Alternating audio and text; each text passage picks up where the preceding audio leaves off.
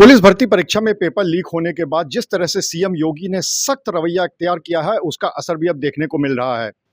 STF की टीमें लगातार कई शहरों में छापेमारी कर रही हैं और वहां पे जाके उन्होंने पूछताछ भी शुरू कर दी। अगर हम कानपुर की बात करें तो इस पूरे पेपर लीक मामले का कानपुर कनेक्शन भी देखने को मिला था, क्योंकि यहाँ पर एक शिक्षक थे रामजी शुक्ला, उनके कोचिंग के बहुत सारे अभ्यर्थी थे जिन्होंने ये परीक्षा दी थी और उन सब लोगों ने बताया था कि किस तरह से ये पेपर लीक हो गया था। अगर हम उनकी बात करें शिक्षकों के अनुसार और छात्रों के अनुसार, तो 9:30 बजे उस दिन वो पेपर लीक हो गया था जो कि 3 से 5 वाली पाली में होने वाला था।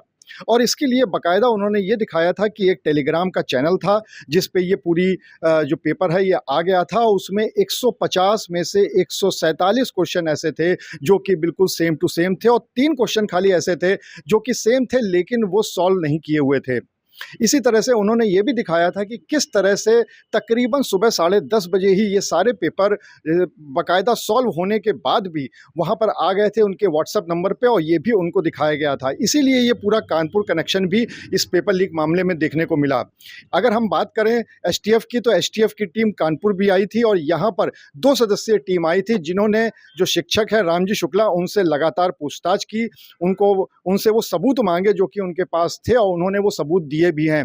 इसके अलावा कुछ ऐसे छात्र जिनके पास ये पेपर पहुंचा था या जिनसे कहा गया था कि पेपर लीक हुआ है और अगर आपको चाहिए तो मिल सकता है, उनसे भी एसटीएफ की टीम ने पूछताछ करी है।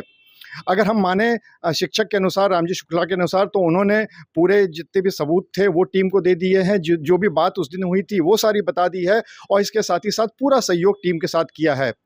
टीम ने एसटीएफ की जो टीम है जो कानपुर आई थी, उसने पूरी एक रिपोर्ट बनाकर शासन में भेज दी है और लगातार इस मामले में जांच कर रही है।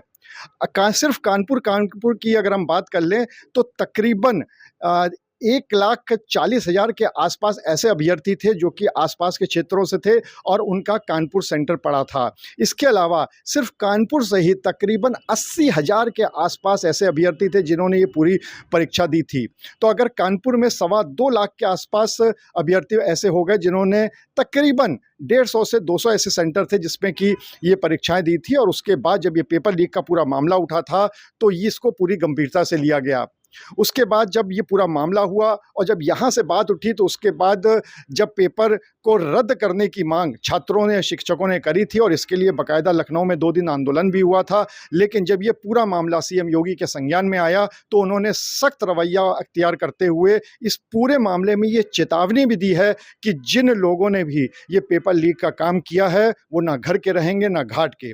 सीएम योगी की इस चेतावनी के बाद जितनी भी एजेंसीज हैं वो बिल्कुल एक्शन मोड पे आ गई हैं। अलग अलग शहरों में लगातार छापेमारी भी हो रही है और इसी के तहत कानपुर में भी ये टीम आई थी। इन्होंने बाकायदा पूरी पूछताछ करी है। यहाँ पे जो लोग भी ऐसे थे, शिक्षक या छात्र जो ये कह रहे थे कि वो सबूत देने को तैयार हैं, उन्होंने सबूत दिए भी थे। उन सब लोगों से बाकायदा पूछताछ की गई है और उनसे ये भी कहा गया है कि अगर ज़रूरत पड़ेगी तो उनको आगे भी बुलाया जाएगा, उनसे आगे भी और जानकारी ली जा सकती है। कई घंटे तक ये पूछताछ चली थी हमारे सूत्रों के मुताबिक और इस पूछताछ में सभी कुछ जितने भी सबूत थे वो पूरे के पूरे सबूत टीम को मुहैया भी करा दिए गए थे।